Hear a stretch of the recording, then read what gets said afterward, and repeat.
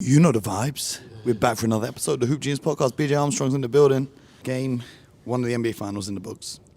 Draymond Green went home and made his podcast about it. Oh. Andre Iguodala went home and made his podcast about it. Oh. The Celtics players, I don't know what they did after the game, but they're currently down 2-0 in the podcasts. So, Okay. I don't know what What to was make said? of that. What was said? Can you share? What was I didn't listen. Oh, okay. I'm not going to lie. I didn't listen. Okay. Because the game just finished last night. I went to sleep. I made yesterday's episode of this podcast and did some other work.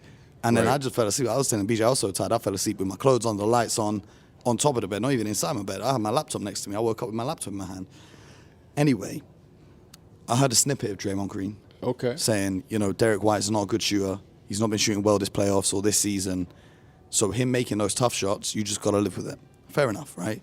My question to you, BJ, is when you were playing in the NBA Finals, what would the reaction have been from the team if you decided after the game to go and film a podcast about a game?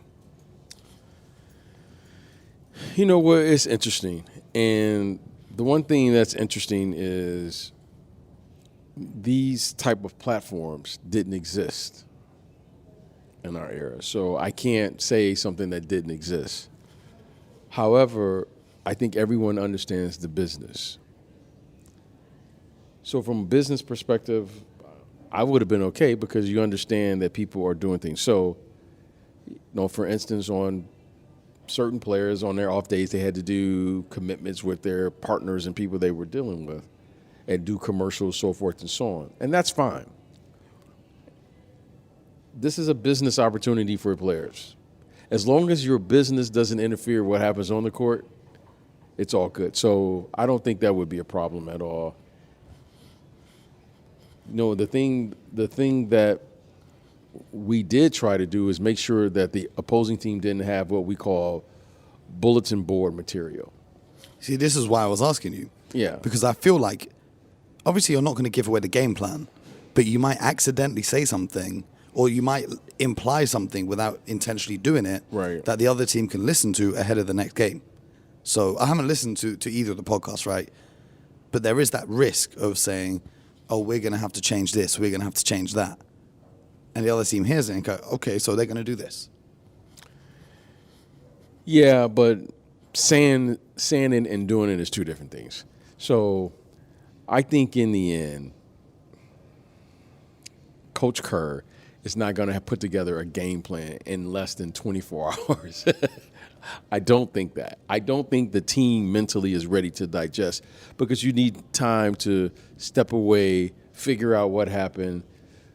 The coaches need at least a day in between to break the tape down, to see what happened, talk about it, put together a new plan, go over all the options, rotations, who's available, so forth and so on.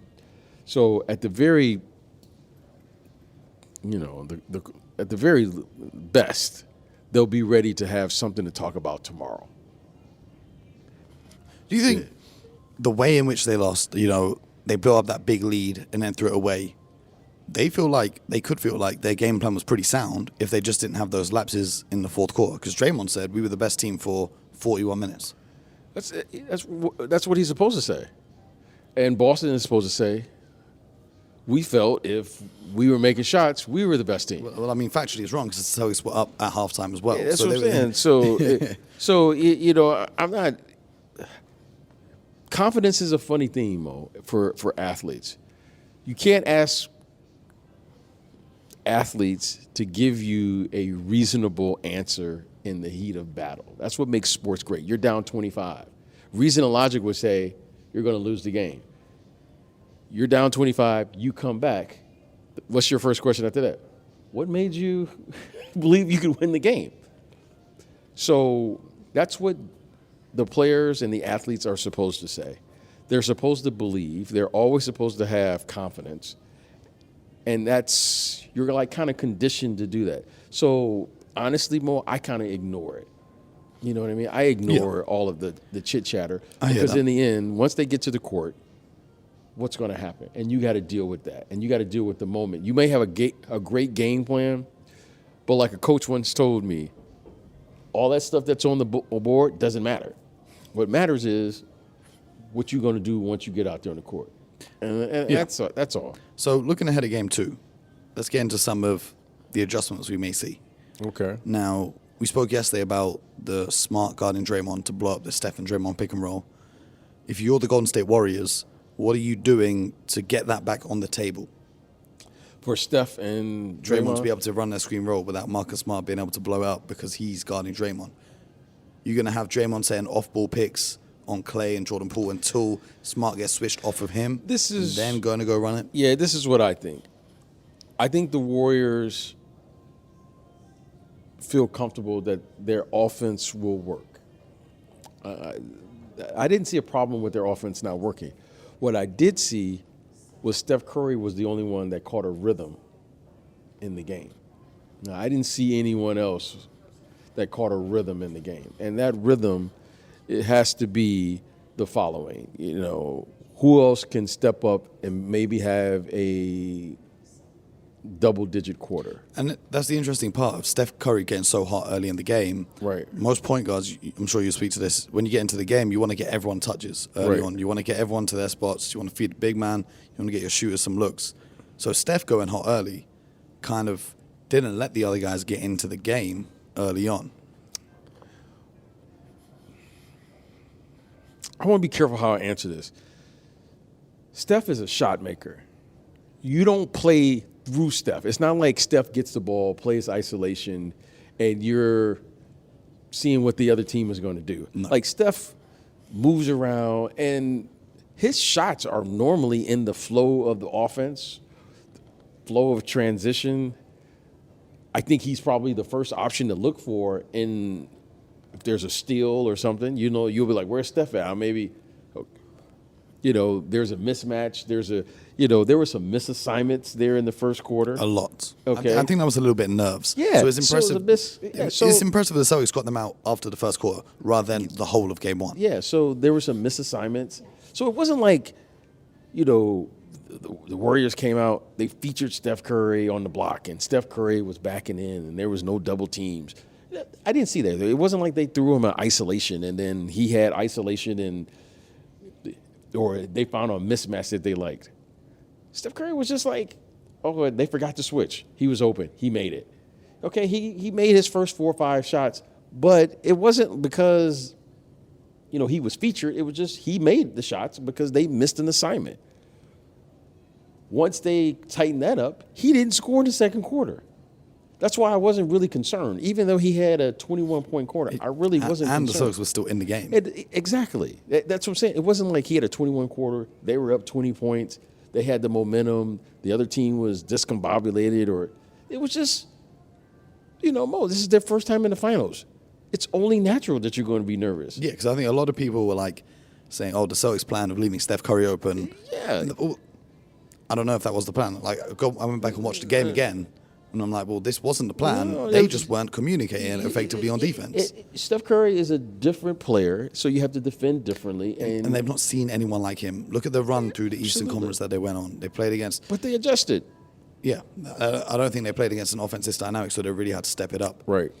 But if you're the Celtics, knowing that the Warriors are going to fight back now in game 2, if you steal this game 2 on the road, I said it to you, they better not win game 2 because I'm not trying to have my trip in America cut short. You know, I'm trying to see 7 games. But if you're the Celtics and you've got that, you've gone into the other teams already, you're 1-0 up, you got to think, all right, that doesn't matter. What's done, the score's back to 0-0. But what are you doing? What are you thinking? What's your game plan going into the second game? Are there any adjustments you've seen that could be made? Yeah. Well, in being in this situation where you start off the finals on the road, which, you know, we've done, I've been a part of, and we just so happen to have won at finals. When you win game 1, the opposing team is going to come out with a sense of desperation. They're not going to let the game come to them. They're going to bring it. And as I was watching the game, I thought about it afterwards. I was like, okay, God, what happens in game 2? The thing that needs to happen for game 2 is one of two things. It's a long game. You can absorb the onslaught. Okay. If you're the Celtics. If you're the Celtics, the Warriors are going to come out and they know they have to put together 48 minutes because you can lose a game in the first 5 minutes too. You get down 10, 12 points, suddenly, things can get a little tight, crowd gets a little antsy, and then that can carry over, and before you know it, 10 gets to 15, 15 gets to 20, and all of a sudden the Celtics are like, oh man, we can win this thing. Let's go for it. Or you can do the following, is I'm going to come out and try to get up 10 early. I'm going to meet the force with the force. I like that. Now, if you meet the force with the force. All the Star Wars references are coming out today. Yeah, if you meet it, okay, suddenly now the other team has to respond because they know they're in a fight. Forget the game. You're in a fight. You know what I mean? So what I mean by that, if you're playing against a pressing team and you press two, it's like, oh. Yeah, it's the Spider-Man meme. You know what I mean? You know what I'm saying? It's like, oh, they're ready to play. Yeah, it's like what we talked about yesterday with them guarding Al Horford, not allowing him to pass the ball, and the Celtics reply back with, okay, we'll do it to Draymond too.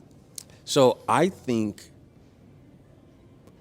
that the Celtics' best is to be ready and win the first quarter. That's my only goal for this game. Okay, the rest of the game, if we win that first quarter, that's going to establish two things. One, we came here to fight, and you know what we came here to do, win the game. And two, we know this is your best punch, and you're not going anywhere. Yep. And the thing is, though, the Celtics are notoriously slow starters. Yes. They don't get off to great starts. They kind of find their way. As I said before, they're probably better at playing from a deficit than they are when they've got the lead. We've seen them throw away leads in the playoffs. We've seen them play the best basketball we've seen when they're down. So I get what you're saying about winning the first quarter, but when you look at the way the Celtics have played, I don't know if they'd even be worried if they were down 15 points in the first. Yeah, that's okay. That's the way they play. But I'm just saying what you want to do, because every minute you're playing, especially in the finals, you're trying to always gain an edge. Mm-hmm. When you come out, the Warriors can't say anything other than we need to win game two.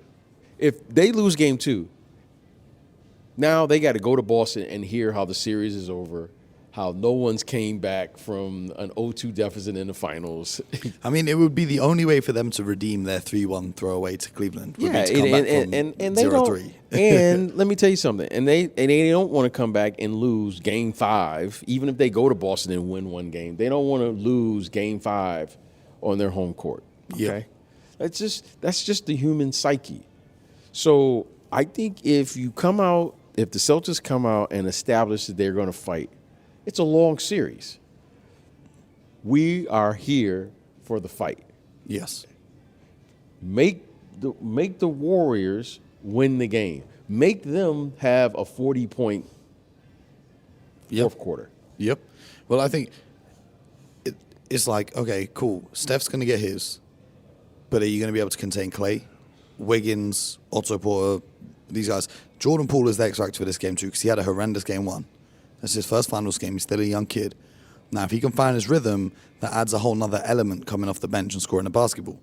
If he struggles again, I'm not worried about Draymond Green not scoring the ball. The Warriors have proven they can win without Draymond scoring the ball. But Jordan Poole, that's the player I'm looking at thinking, I'm okay with listen, you don't get to the NBA Finals talking about you're going to stop or contain somebody. Klay Thompson is going to get going. Okay, Jordan Poole is going to get going. Yeah. Okay, that's just like me. That's like the Warriors saying, "Yeah, we stopped Jason Tatum."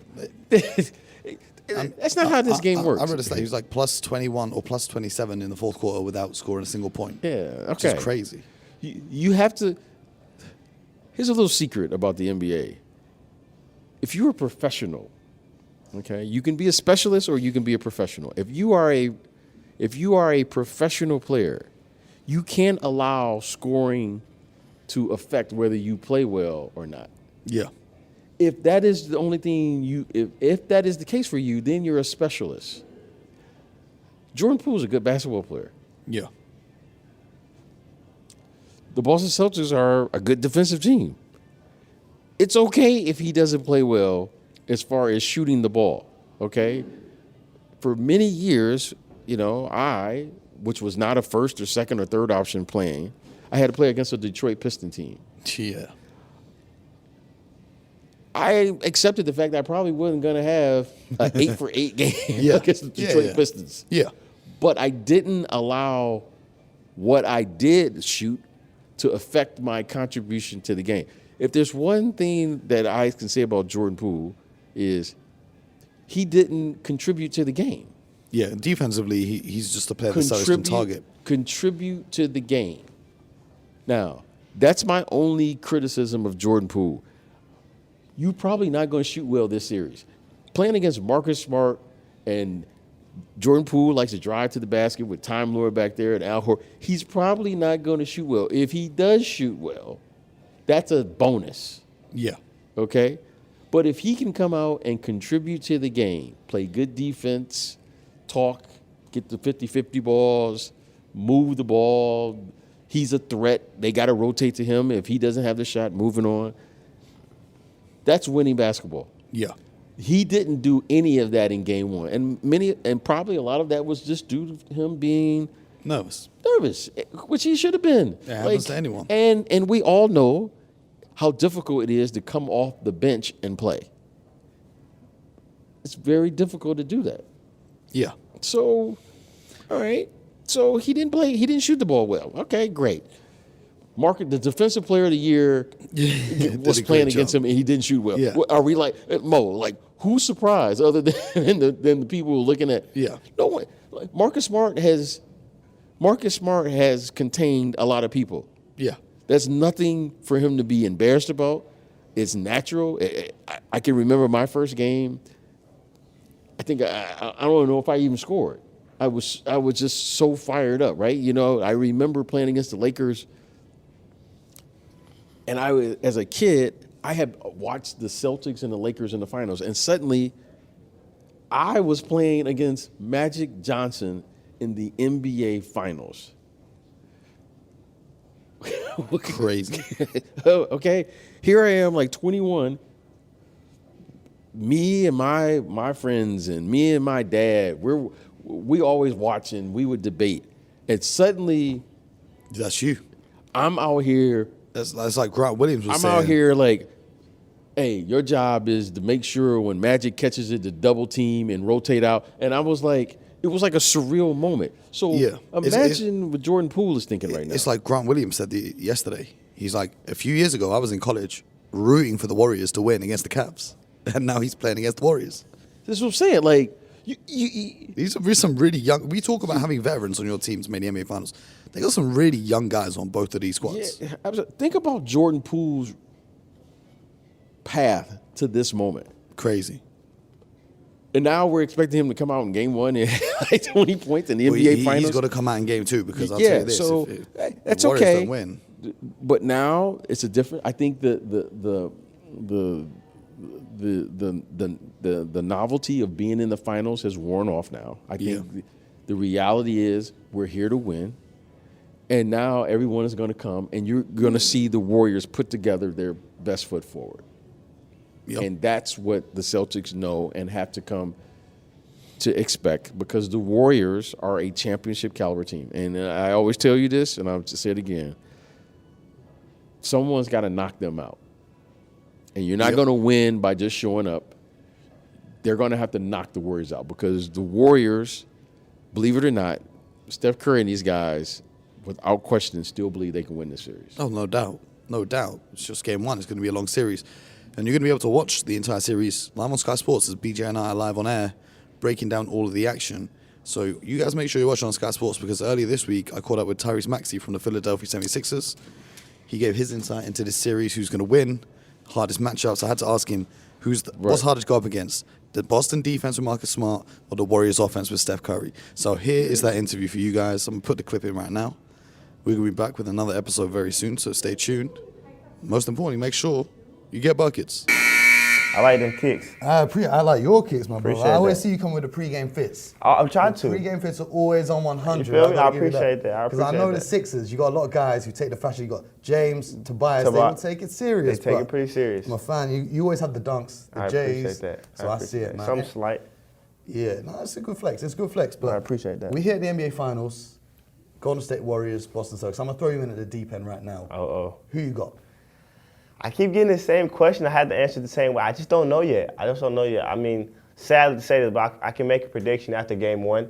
As a fan, an NBA fan, I just hope it goes 7. I don't want basketball to go away yet. And we had to take that long break without any basketball. So I hope it goes 7. I can't wait to see the defensive preparation that the Boston Celtics have for the Warriors and how the Warriors are going to stop the Celtics. It's going to be a great series. I can't wait. Most definitely. I want basketball to stay as long as possible. My question to you is, having been someone who's played against that Celtics defense and also having been someone who's had to play against the Warriors and the motion that they have on offense, which is harder to go up against?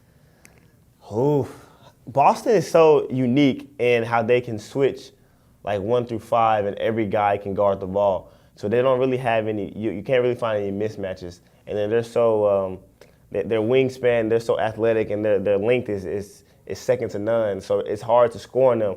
But it's also extremely hard to stop Golden State. So they're like neck and neck. This is why they're the 2 best teams this year, and that's why they're in the finals. What's it like, you're an elite guard in this league and you've got explosive quickness getting down the court, but what's it like going up against someone like Marcus Smart, the defense player of the year? And what does he do to slow you down? Right. What do you think he's going to do to slow down Steph? Yeah, he brings physicality. He brings physicality and a competitive spirit, a competitive nature. So I think his biggest attribute to the team and to this game is his competitive spirit and competitive nature. He knows how to read guys' tendencies, of course, but he puts so much effort and so much heart into stopping who he's guarding and slowing them down that it eventually helps him out. Man, speaking of the Warriors, Andrew Wiggins has stepped up and played a huge part, and Right. You're seeing guys come in, especially younger guys now, Jordan Poole and Kuminga, Moody. As a young player in the league yourself, how nervous do you think those guys are feeling going into this? I think, those guys are prepared for the moment. Talking to Jordan Poole yesterday, he said something that I always say, when you put the time in, you put the preparation in, you're nervous just because of the jitters and you're so excited to be in the moment, but you prepare for the moment. So I think they'll all be ready for it, and I can't wait to see him. I think the game is in great hands. We have young guys playing, even on the Celtics, Jaylen Brown, Jason Tatum. Those guys are, pretty young as well. So the league is in really good hands. I like you being humble, not saying yourself in that conversation, but we all know you're a great young player in this league. Let's speak about your development this season, because you really put yourself on the map, turned a few heads, and got everyone talking about you and what you've been doing up in Philly. What was your mindset going into this year and taking on a bigger role, knowing that some of your teammates might not be playing and you're having to step up? Right. I remember my exit meeting after the round 2 exit of last season against the Hawks. And Coach Doc just telling me that he wanted me to be ready for any role that I had to take on. And I went into the summer and I grinded extremely hard and tried to get better at my shooting. I knew I was going to play with guys like Joel and Tobias, and if Ben came back, but now we have James Harden, another guy who causes a lot of attention to where we get a lot of spot-up open threes. So I worked on that. And then I just worked on myself, getting to spots that I like to get to and being able to be the best I can possibly be for my team. One question I love to ask players, especially for all the young fans watching, how many shots do you get up a day in the off-season? What's your workouts look like? So my workouts fairly consist of something different. I like to get up extremely early. I'm up at 5 a.m. every single morning, Monday through Friday. On my first on-court workout at 6 o'clock. I do that workout. As soon as I'm done with that, I try to get a lift in. And then right after that, I'm back on the court again, getting back to it. So I'm getting 3 workouts in before 11 a.m. And I think I just do that because it gives me a psychological advantage over my opponent, just because I know they weren't up when I was up. I know they weren't working hard as me, and I feel like I can, I use that to my advantage. You sounding like a young Kobe right now with that mentality. That's the Kobe mindset. I see you with it, I agree. Man. Now, going forward to next season, what are you trying to add to your game to go up a whole nother level for next season? Yeah, I think one thing I'm really going to try to add to is pace, because everybody knows more pace. More pace. Is that possible? When I say pace, I mean like slow to fast. A lot of slow to fast pace, because everybody knows how fast I am, and I'm able to get by defenders. But if I can use the change of pace, change of speeds, and get to different spots I want to on the court, then I think it would really help me. And also just my playmaking ability. being able to read the defense, watching a lot more film so I can know how the defense reacts to certain things that I do and how they guard and how the different coverages are. And just like the one-on-one game, being able to get more sauce, get into my spots and do different things like that. Now, you guys had a tough time in the playoffs this year because of obviously the injury to Joel. If Joel had stayed healthy, how far do you think the Sixers would have gone? Honestly, I don't think I'll be sitting here talking to you right now. I think we'll be in the game 1 tonight. But it happens. The injuries happen. You have to be able to overcome them, and it was hard for us to overcome it. But I think if James comes back and we have a full training camp and a full season, I think the sky's the limit for our team. So looking at your career overall, say we sit down 10 years from now, what's the list of accomplishments that you want to have? I don't really think about accomplishments like that. I do think that in 10 years from now, I want to be able to say I got better every single day. I continue to progress, and I'm the best I can possibly be. And when I'm all said and done, at the end of the whole thing, I want to be able to say I maximized my entire potential. I gave my all to the game, and whatever accomplishment that comes with, then I'll be okay with that. Now, I've got a question for you about the 2 teams in the NBA Finals, because we know, we spoke about earlier, you're a man with a great dress sense, great sneaker selection. Out of all the players on the Warriors and the Celtics, who's going to come with the freshest fit ahead of Game 1 tonight? I think Juan Toscano Anderson, he's always had some fly on him or JT. I know JT, he has very calm drip. It's not always too flashy, but it's pretty nice. So I think either one of those 2. Where do you get your inspiration from for your style? I like to be comfortable. Sometimes I like to be different. And, me and my uncle sometimes just sit down and put pieces together that we find in the closet or that people send me. And we just kind of go from there. Just kind of have fun with it, do little games with it. Now, back to on the court, who are your inspirations and who do you take pieces of their game and model your game after? Yeah, my favorite player growing up was Dwayne Wade. So, I think that's where I get, the tenacity to going to the rim and finishing and falling on the ground from. But, I think I try to take bits and pieces of guys like Jamal Murray, C.J. McCollum, the Drew Holidays, and the finishing like Kyrie Irving. So I try to take bits and pieces from all different type of guards and try to be the best I can possibly be with it. Now, when you're in that game situation, you're going full speed at 100%. That decision-making you have is so quick. How do you prepare for that? Because that's very tough to emulate in an off-season practice scenario. True. I just try to put myself in the best possible situations as far as the training-wise. I'm going extremely hard 100% of the time when I'm training, as hard as I can possibly go. So when I get into the game, it's way easier. And then in practice, when I'm playing against different guys, I'm trying different things, trying new things. So when I get to the game, when I do crazy layups or different things like that, I know it's a pretty good chance that they're going to go in because I worked on them. All right, man, appreciate your time. That's great advice for the young players out there. Enjoy the rest of the NBA Finals. I see you as the social media correspondent for the Sixers. Keep doing your thing. And hopefully we'll catch up next season in the playoffs as well. For sure. Appreciate it. Appreciate it, man. Nice having me. Thank you.